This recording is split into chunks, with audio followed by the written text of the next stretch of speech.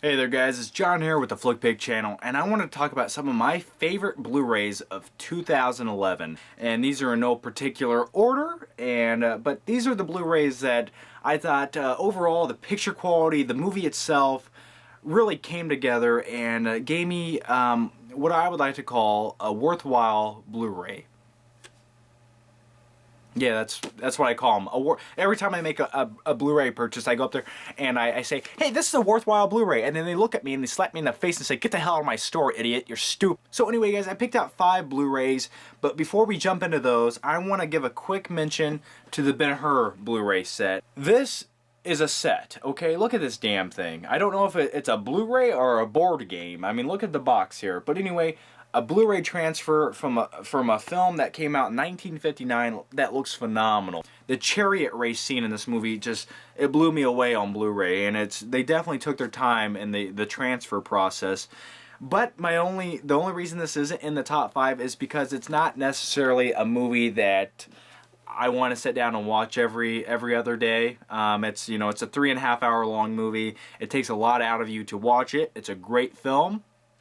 It's a classic, but I just thought I had to do this movie a little bit of justice and put that in there. And anyway, if you guys want to see that whole video where I picked this up for a very cheap price, I went out on Black Friday. Link to that's down below. But anyway, let's jump into the Blu-ray juice. So first up, it's Dazed and Confused, and I have this thing all in here backwards. I don't have it set up right, but anyway.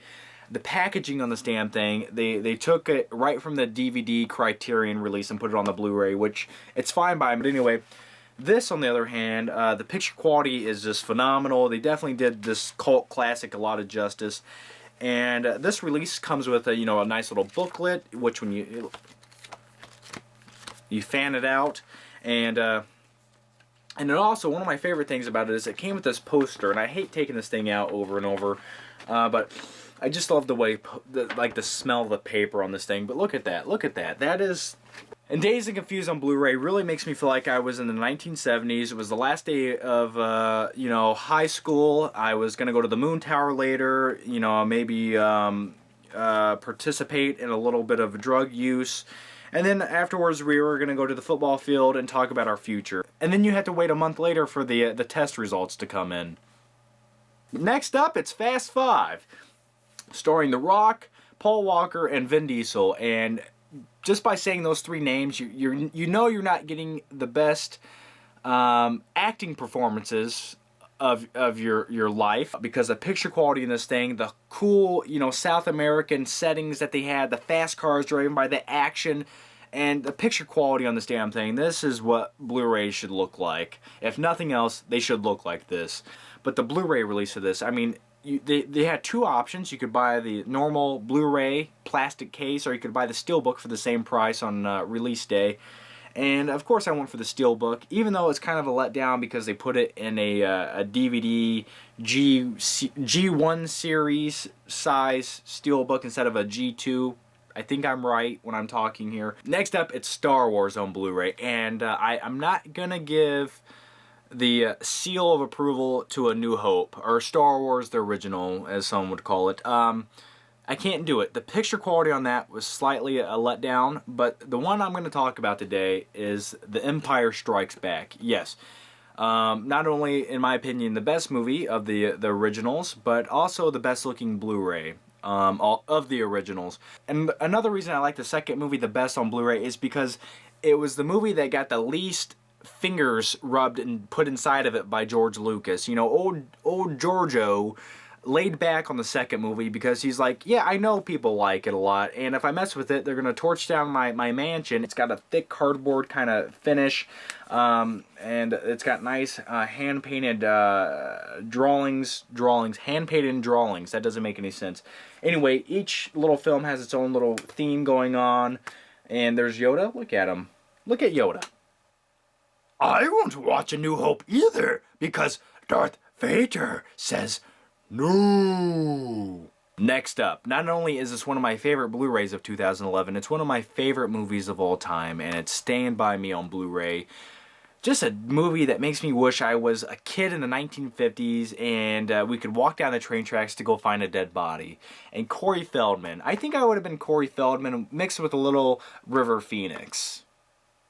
Yeah, I think that's right. Anyway, they did justice on the picture quality in this movie because this movie always kind of had that warm, glowy look to it. I don't know how to explain that. It almost looked like a daydream sequence, the whole movie in a way.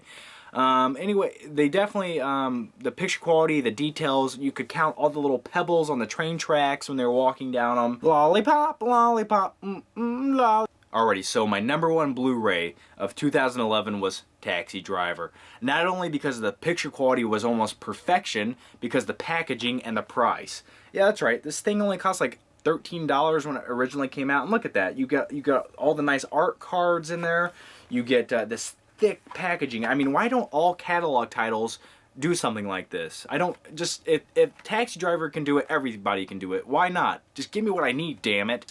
I don't know whatever happened to that guy. He gave the best Christmas presents though. Now, Taxi Driver, the picture quality in this movie, this is what the movie did. It took my plasma screen TV and it basically turned it into a window for me to look into the 1970s at Travis Bickle driving a cab, wishing that the rain would come. I wish the rain would come and just wash the filth, the holes, the sluts away.